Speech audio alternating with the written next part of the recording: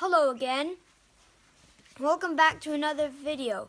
This is Calvin, and I'm going to tell you episode 3, The Life of the Buddha. So, there was a man. He ran up to the Buddha crying, and he said, "Help me. He's taken my cows. I can't do anything without them." But he said, "Who has taken your cows?" And he said, "The king has taken my cows." So the Buddha said, "Take me to the king and I will get your cows back." So the Buddha and the man went off to the cows, and there was the king sitting eating grapes, and a man sharpening his sword ready for sacrifices. So he went up to the king and said, "Why are you killing these animals?" And he said, "Because it makes them go to heaven and helps me go to heaven too." But the Buddha said,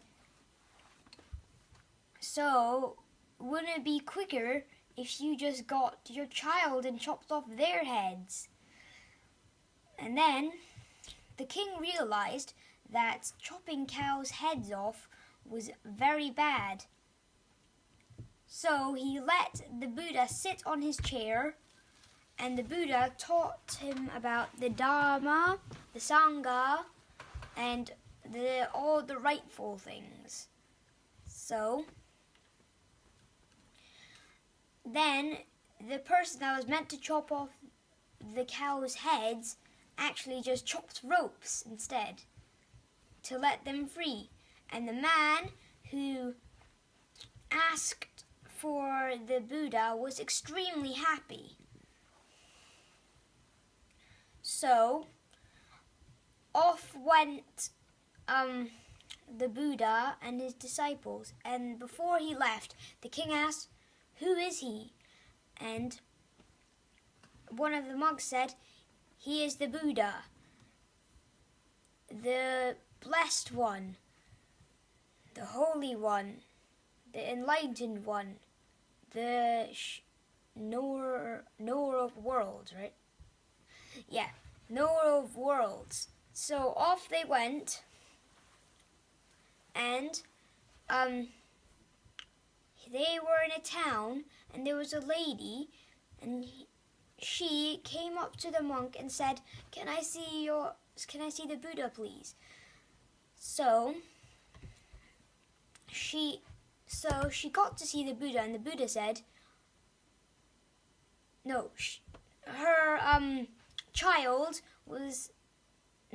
the Buddha said, "What happened to your child?" And she said, "He was very sick and he just died."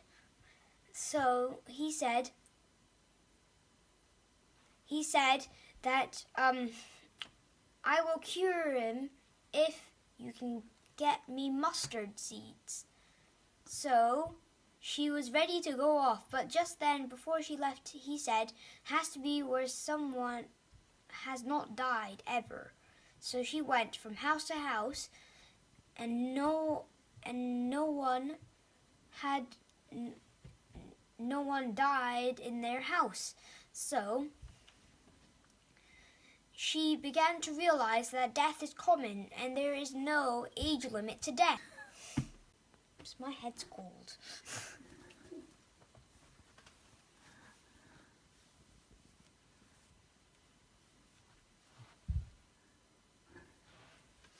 So she realized that death was common and there is no age limit to death. So after a while, she buried her child and went back to the Buddha. And the Buddha asked, "Do you have the mustard seeds?" And she said, "No. Now I realize that death is common to all." And after a while, she became a nun. And then the Buddha walked off to another town, and then there was loads of troops, and there was a king with a giant army. So he said, "Can you bless us?" And the Buddha said, "What for?" "So we can succeed in killing him." And he said, "Kill who?" "Angulimala." But the Buddha didn't bless him. He said, "What happens if Angulimala became a monk?" And the king said, "Well, I'll give him food and the things he needs."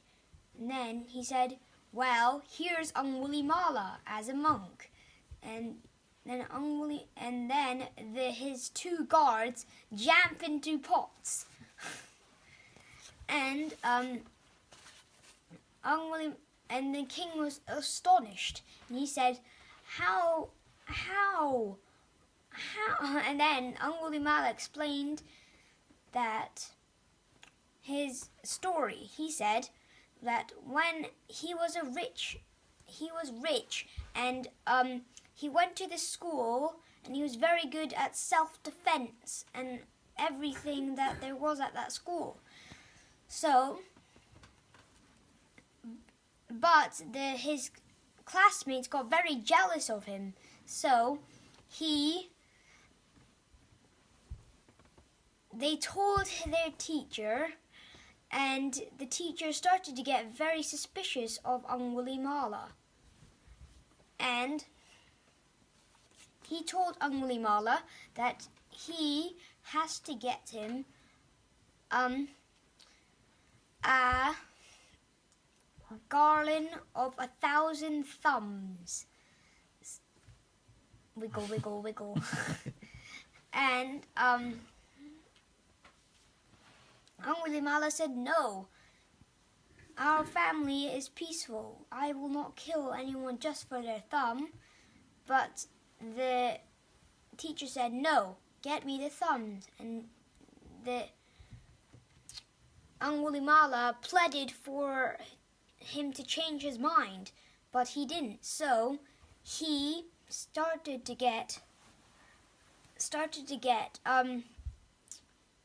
thumbs, and he lived on wild animal beef and meat.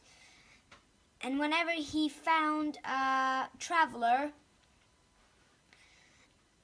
he would kill them and take off their thumb.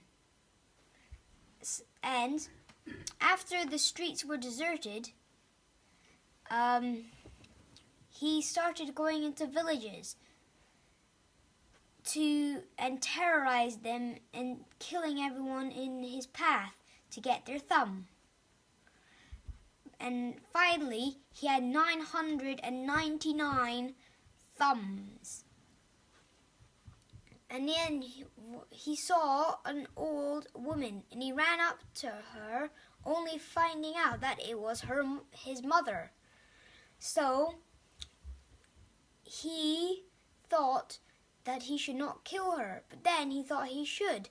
But then, out of the corner of his eye, he saw a monk that was walking at a normal pace, and he charged. But the most extraordinary thing happened. As Angulimala could run faster than a horse in full gallop, he could not catch up with this monk that was walking slowly. And Angulimala tripped and said, "Stop!" And the Buddha said, because the monk was a Buddha, he said, "I have stopped long ago." But Angulimala was confused, and he said, "How have you stopped? How come you say you've stopped when you're still moving?" And the Buddha said, I have stopped, and you are the one that should stop." But Angulimala was confused again. He told him again, "How come you say for me to stop when I have stopped and you haven't even stopped? And he said, yes, I have. I've stopped killing animals. All animals and harming them. You kill all. And Angulimala put his hands into his eyes and started crying, now noticing that all the terrorism that he has caused, all the deaths. So Angulimala turned into a monk, and one time Angulimala was walking begging for food, as all other monks do. But as he was going to a house, he went to a lady's house, and she was about to give him food when some men said, "Stop, don't give him food. He's Angulimala, the wielder of thumbs." And they threw a big rock at his head, and he cried out in pain and went to the Buddha. And the Buddha said, "When you were evil, did you know you were doing bad things?" And the Angulimala said, "No." So the Buddha said, "Yes, that is also why those people were being very not nice." So Angulimala realized that he should never kill or harm anyone ever again. Thank you for watching. That is the end of the video. Come back for episode 4. Make sure you liked. Bye.